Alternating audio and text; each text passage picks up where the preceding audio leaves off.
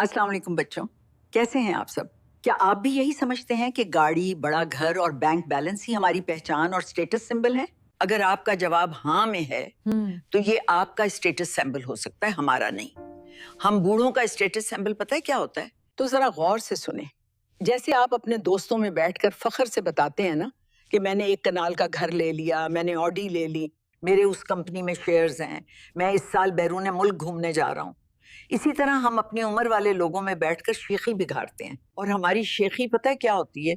आज मेरा बेटा मेरे पास पूरा 1 घंटा बैठा, आज मेरा बेटा मुझे हॉस्पिटल लेकर गया।